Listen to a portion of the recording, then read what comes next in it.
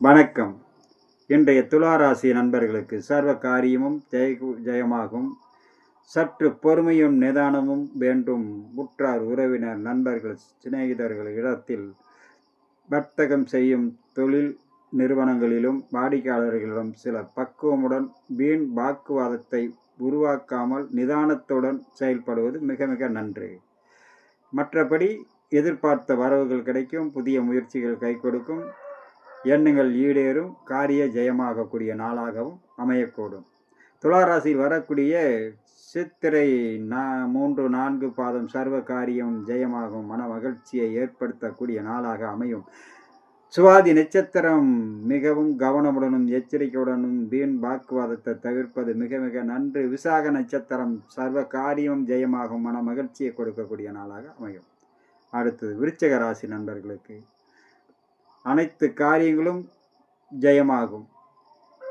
மிகவும் சிறப்பான பலன். அதே நேரம் வண்டி வாகனங்களில் பயணம் செய்யும் போது வேலை செய்யும் இடத்திலும் சிறு சிறு விபத்துகள் சிக்கல்கள் ஏற்பட வாய்ப்பிருப்பதால் மிகவும் கவனமுடனும் எச்சரிக்கையுடனும் இருக்க வேண்டிய நாள்.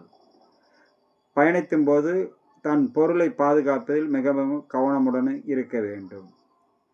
விருச்சிக ராசியில் விசாக 4ஆம் பாதம் சர்வ காரிய ஜெயம்.